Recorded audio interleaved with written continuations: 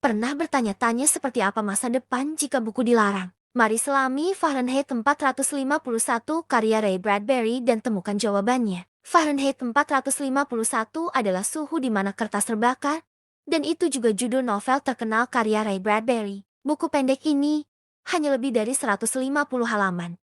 Memiliki dampak besar pada sastra, fiksi ilmiah, dan cerita distopian. Pandangan gelap Bradbury tentang masa depan tetap relevan karena memprediksi banyak masalah yang kita hadapi hari ini. Sensor, penulisan ulang sejarah untuk agenda politik, dan orang-orang yang mati rasa oleh teknologi adalah tema-tema yang terasa semakin nyata setiap tahunnya. Buku ini terbagi dalam 3 bagian, dan kami akan mengeksplorasi masing-masing, melihat alur cerita dan masalah yang disoroti Bradbury. Mari kita mulai.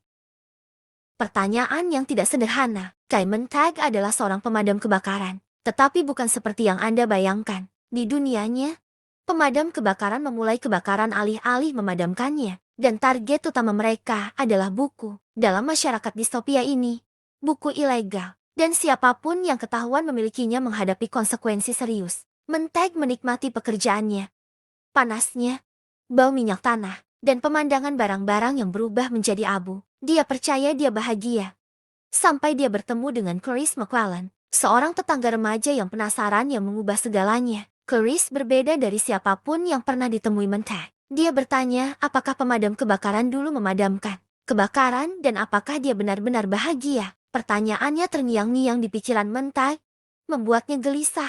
Ketika dia pulang, dia menemukan istrinya, Mildred, tidak responsif setelah overdosis pil tidur. Layanan darurat menyelamatkannya.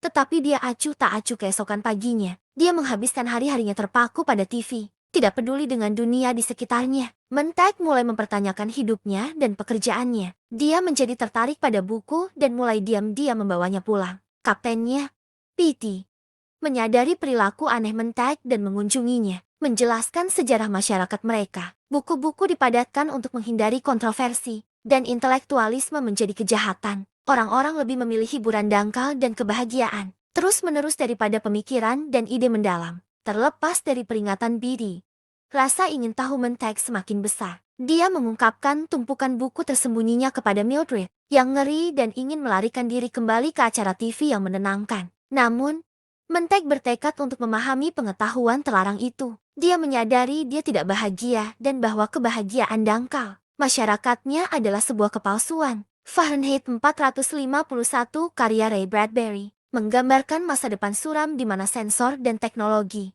menciptakan masyarakat yang terputus dan dangkal. Ditulis selama era McCarthy, ini memperingatkan bahaya penindasan politik dan hilangnya kebebasan intelektual. Perjalanan Tagg adalah pengingat kuat akan pentingnya buku, percakapan, dan kebahagiaan sejati.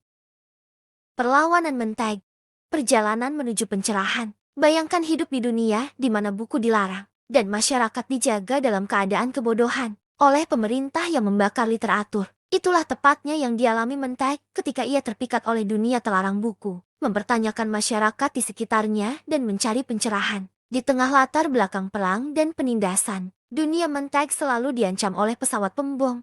Tetapi orang-orang di sekitarnya, termasuk istrinya Mildred, tetap tidak peduli. Terusik oleh ketidakpedulian mereka, Tagg teringat pertemuan kebetulan dengan Phoebe, seorang mantan profesor bahasa Inggris yang diam-diam berbagi puisi dengannya. Putus asa mencari petunjuk, Tagg mencari Phoebe, yang awalnya tidak mempercayainya, tetapi akhirnya yakin akan keinginan Tagg yang tulus untuk pengetahuan dan perubahan. Phoebe menjadi mentor Tagg, melengkapinya dengan alat dengar agar ia bisa memberi nasihat dari jauh. Bersama-sama, mereka merencanakan perlawanan terhadap rezim yang menindas. Namun, segalanya berantakan ketika upaya Tagg untuk melibatkan istrinya dan teman-temannya dengan puisi menyebabkan ledakan emosi. Semakin mengasingkannya, kembali di pemadam kebakaran.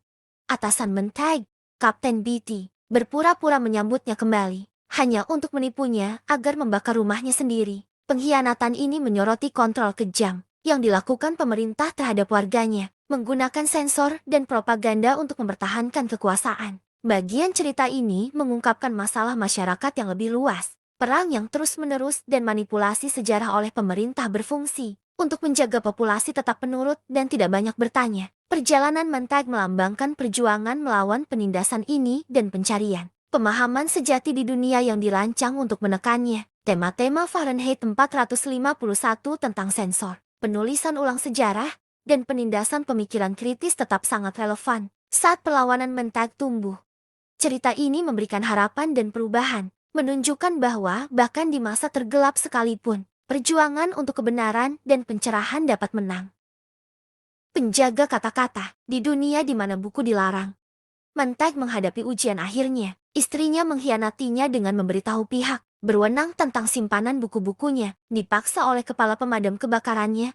Betty, Mentek membakar rumahnya sendiri. Namun, ketika Betty menemukan alat pendengar rahasia, Mentek dan mengancam akan mengejar Fable, Mentek membalikan penyembur api ke Betty, membunuhnya dalam tindakan putus asa, dengan pihak berwenang yang semakin dekat. Mentek mengambil buku yang disembunyikannya dan melarikan diri. Hampir mati tertabrak mobil polisi. Ia berhasil sampai ke rumah Febe tanpa terdeteksi. Febe memberitahunya tentang sekelompok orang buangan yang tinggal di sepanjang rel kereta di luar kota. Mengikuti petunjuk ini, Mentek menghindari anjing mekanis dengan menyelam ke sungai, membiarkan arus membawanya keluar dari bahaya. Setelah meninggalkan sungai, ia menemukan rel kereta dan melanjutkan perjalanannya, menjauh dari kota yang semakin mengecil di Cakrawala. Akhirnya, ia bertemu dengan komunitas orang buangan yang dibicarakan Febe. Orang-orang ini adalah mantan guru, cendekiawan, dan penulis yang percaya bahwa mereka dapat membangun kembali masyarakat setelah perang berakhir. Setiap orang di kamp tersebut menjaga pengetahuan dari seorang penulis atau filsuf tertentu,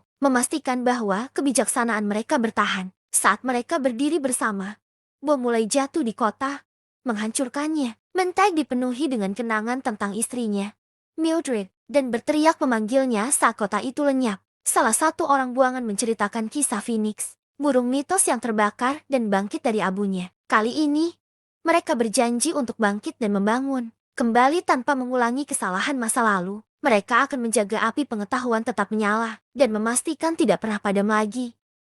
Ringkasan akhir, bayangkan sebuah dunia di mana buku-buku dilarang, dan pemadam kebakaran tidak memadamkan api mereka membakar buku-buku. Ini adalah kenyataan bagi Guy Mentek, seorang pemadam kebakaran yang mulai mempertanyakan masyarakat tempat dia tinggal, alih-alih menjaga sejarah. Para pemadam kebakaran seperti Mentek menghancurkannya dengan membakar semua bentuk literatur. Suatu hari, Mentek memutuskan untuk diam-diam membaca dan menyimpan buku-buku di rumahnya. Ketika istrinya menemukan rahasia Mentek dan bosnya menjadi curiga, hidupnya menjadi kacau. Mencari bimbingan dari seorang profesor bahasa Inggris pensiunan, Mentek segera menemukan dirinya dalam pelarian setelah dipaksa membakar rumahnya sendiri. Dalam pengasingannya, dia bergabung dengan sebuah kelompok yang berdedikasi untuk melestarikan pengetahuan dengan menghafal buku-buku. Ketika perang menghancurkan kota, kelompok ini siap untuk membangun kembali dan menghindari mengulangi kesalahan masa lalu.